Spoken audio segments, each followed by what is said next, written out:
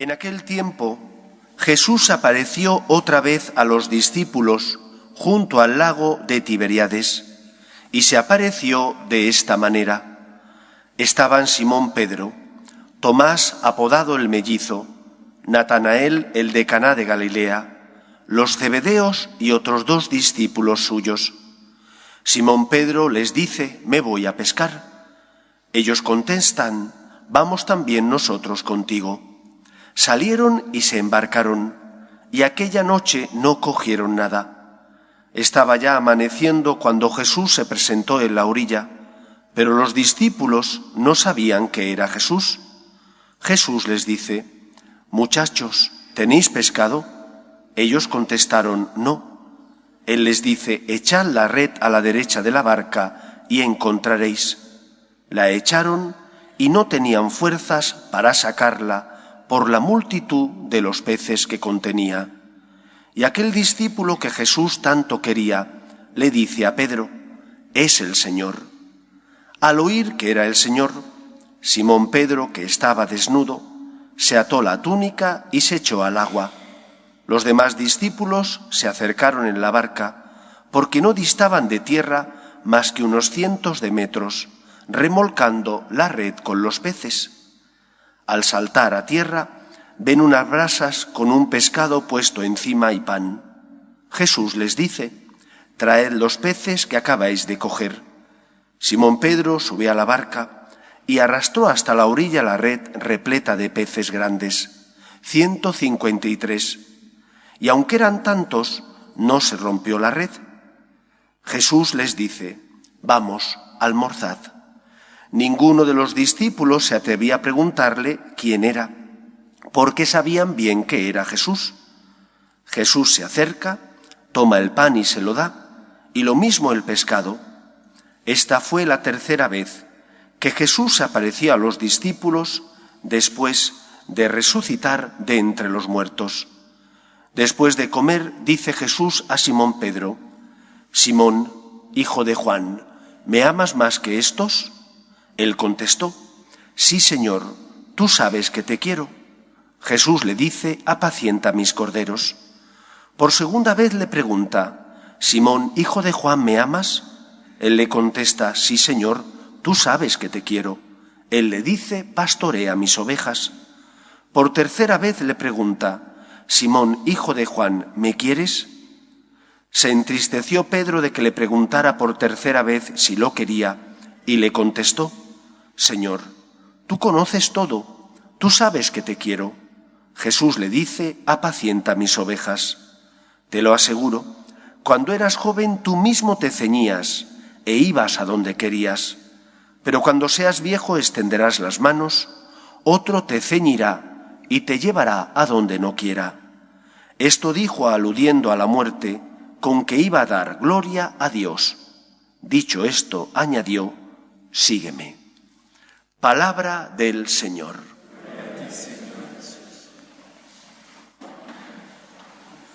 Creo que hay veces donde los cristianos nos complicamos mucho la vida.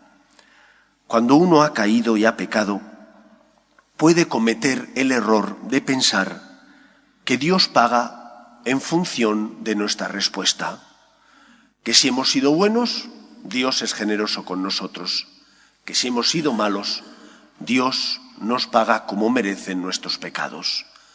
Pero es que Dios no es así. Esa es la manera de razonar de los hombres, pero no de Dios. ¿Cómo razona Dios? ¿Cómo actúa el Señor?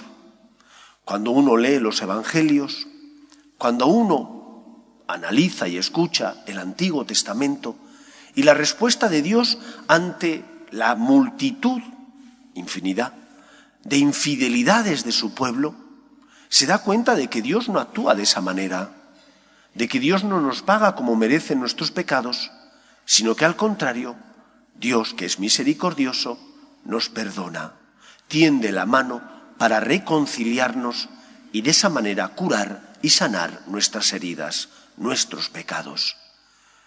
Creo que es importante que dejemos que Dios actúe en nuestra vida como Él es. que deberíamos preguntarnos si estamos amándole como debemos, pero que no podemos pensar que Dios actúa como nosotros pensamos, porque Él es un Dios generoso y misericordioso. ¿Qué es lo que nos enseña en primer lugar el Evangelio de hoy? Que cuando has pecado, el Señor simplemente te pregunta una cosa: ¿me amas? Y uno puede pensar, pero si he pecado, si he negado a Dios, ¿cómo el Señor me pregunta si le amo? Pues te pregunta si le amas porque es lo que necesita para poder sanar y curar tus heridas. Cuando una persona ama, entonces se pone en manos del Señor. Porque una persona ama, le dice al Señor: lo siento. Cuando una persona se ama, pero no ama a Dios, busca excusas para quedar justificado, aunque sabe que se ha equivocado. Busca excusas para no reconocer sus errores y no tener que decirle al Señor: lo siento, me he comportado mal. De esto sabemos mucho, porque nosotros a veces lo practicamos con los demás y porque en muchos casos nos encontramos a personas que nunca reconocen sus errores. Siempre buscan excusas para echarle la culpa al vecino. Y eso mismo a veces nos ocurre con Dios. Si le amáramos, reconoceríamos con humildad que nos hemos equivocado y simplemente acogeríamos su misericordia y su perdón. El Señor no recrimina a Pedro lo que ha hecho. Cuando le dice: ¿me amas? Y Pedro le responde: sí, Señor, tú sabes que te quiero. Ya sabe el Señor que Pedro se sentía afligido, que Pedro era consciente de lo que había hecho y se sentía avergonzado por lo que había hecho. Simplemente le pregunta si le ama, porque la fe y nuestra relación con Dios tiene que estar basado en torno a esta palabra. Si yo amo a Dios, me fiaré de Él, haré caso a lo que Él me pide. Cuando no comprendo algo, en lugar de desesperar, me fiaré del Señor y asumiré el misterio. Si yo amo a Dios, cuando he caído y sé que voy a volver a caer porque soy débil y tropiezo otra vez, en lugar de decir: ¿para qué confesarse? ¿Para qué ir a misa si vuelvo a tropezar? Lo que diré es: me fío de ti, Señor. Me pongo en tus manos, Señor, porque sé que me amas. Vengo nuevamente, porque me fío de ti. Abro mi corazón a tu misericordia y, por tanto, creo en el poder de la gracia. Lo primero que el Evangelio nos enseña es que tenemos que amar a Dios, y amar a Dios implica confiar en Él, no en nuestras fuerzas, sino en la gracia de Dios. No te sientas avergonzado cuando has caído. Lo que tienes que hacer es ser humilde y presentar al Señor tus miserias. Una cosa es reconocer tu pecado y otra cosa es vivir anclado a tu pecado. Porque hay muchos que viven esclavizados al pecado y parece que les gusta vivir así. Y no porque cometan pecados constantemente, sino porque parece que piensan que el amor de Dios no es capaz de perdonarles. Sí es capaz de perdonarte, porque Dios te ama. Lo que tienes que hacer es reconocer con humildad tus errores y pedir al Señor ayuda. En segundo lugar, una persona que ama, una persona que quiere amar a Dios, lo que desea, en primer lugar, es hacer su voluntad. Hay un pasaje del Evangelio en el que Jesús dice: no todo el que dice Señor, Señor, entrará en el reino de los cielos, sino el que cumple la voluntad de mi Padre que está en el cielo. Cuando una persona ama a Dios, lo que intenta es hacer la voluntad de Dios, aunque a veces no comprenda por qué Dios le pide algo, o aunque suponga hacer esa voluntad de Dios, negarte a ti mismo. El amor, ¿cómo se demuestra? Confiando en Dios. Y si me fío de Dios, haré caso a lo que Él me pide, escucharé lo que me dice y haré su voluntad, o desearé hacer su voluntad, aunque a veces, porque soy débil, pues a lo mejor no soy capaz, con mis pobres fuerzas, de hacer lo que el Señor me pide. Pero desearé hacer lo que Él me pide. ¿Y cómo sé yo cuál es la voluntad de Dios? Dicen algunos. Evidentemente Dios no te llama por teléfono para decirte cuál es su voluntad. Pero tenemos indicadores, como cuando uno coge el coche y se va de viaje, hay indicadores al borde de la calzada para que sepas hacia dónde va la curva, para que sepas cuál es la velocidad máxima a la que tienes que circular, porque a lo mejor es peligroso el firme, dado que no está en buen estado, y tienes que hacer caso a esas indicaciones. ¿Para qué? Para no salirte, para no tener un accidente. Cuando yo amo al Señor, acojo lo que Él me dice, intento hacer su voluntad. ¿Y cómo sé yo qué es lo que Dios quiere? El Señor me ha dejado indicadores. Primer indicador, cumple con tus deberes. Eso es lo primero que el Señor quiere. Hay algunos que dicen, ¿y qué querrá el Señor de mí? ¿Estás estudiando? Pues que estudies, que para eso tus padres están pagándote la carrera. ¿Estás contratado? ¿Qué querrá el Señor de ti? Que seas una persona responsable y cumplas con tu horario laboral, porque para eso te pagan un sueldo. ¿Qué querrá el Señor de ti en tu matrimonio? Que ames a tu esposo o a tu esposa, que luches por entregarte a ella, por ser fiel, no solo en el plano sexual, sino también a tus compromisos conyugales, amando a la otra persona como Cristo ama a la Iglesia. En primer lugar, cumple con tus deberes. Eso es lo primero que Dios quiere. En segundo lugar, el Señor desea que levantes la mirada. Que levantes la mirada para ver al que pasa a tu lado y que seas capaz de ver en Él al que te necesita. A Jesús que sufre y pide tu ayuda. Cuando una persona quiere hacer la voluntad de Dios, además de cumplir con sus deberes y obligaciones, tiene que aprender a vivir el mandamiento del amor. Amaos los unos a los otros como yo os he amado. No basta con no hacer el mal y cumplir con mis deberes.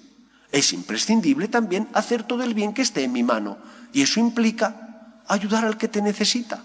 Eso implica que tus dones y talentos que Dios te ha dado tienen que ayudar también al que sufre y se cruza contigo en el camino de la vida. Ay, es que a mí me gustaría tener una vida más cómoda. Lógicamente, piensa en Cristo. ¿A Él le gustó tener una vida más cómoda? ¿Tú piensas que a Él le gustó subir a la cruz y morir por nosotros? Lo hizo porque nos ama. Porque nos ama, se entregó por nosotros. Porque tú quieres amar a Dios, no solo tienes que cumplir con tus deberes, sino que además tienes que ver en el que pasa a tu lado, con misericordia, a aquel que te necesita, que es el rostro de Cristo que sufre. Y pide que con tus dones y talentos le ayudes. No solo con tu dinero, a lo mejor es con tu tiempo, o con tu sonrisa, o con tus cualidades y capacidades en el trabajo para ayudar a otro que a lo mejor no llega porque está pasando un mal momento. Aprendamos, por tanto, a amar a Dios. El que ama desea hacer la voluntad de Dios. El que desea hacer la voluntad de Dios, como sabe lo que Dios quiere, intenta cumplir con sus deberes y lucha por hacer todo el bien que esté en su mano. Y así, de esa manera, estaremos imitando aquello que Cristo le pidió a Pedro. Porque cuando no tenían pescado, porque no habían pescado nada durante todo el día, el Señor le dice a Pedro, echad las redes y pescaréis. Y Pedro, con humildad, se fía del Señor y hace lo que el Señor le había pedido. Fiémonos nosotros de Dios, porque le amamos, aunque somos débiles, ponemos nuestra vida en sus manos, nos fiamos de Él e intentamos hacer siempre su voluntad. San Agustín rezaba una oración que dice lo siguiente: Señor, dame lo que pides y pide lo que quieras. Pidamos al Señor que nos dé su gracia para hacer lo que nos pide y que pida al Señor lo que quiera, porque con su gracia podremos llevar a cabo su voluntad. Que sea así en nuestra vida. Nos ponemos en pie. Y la bendición de Dios Todopoderoso, Padre, Hijo y Espíritu Santo, descienda sobre vosotros. Espero y deseo que paséis un feliz puente. Podéis ir en paz.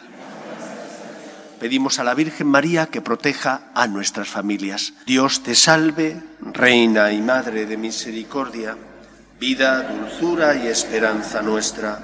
Dios te salve. A ti llamamos los desterrados hijos de Eva.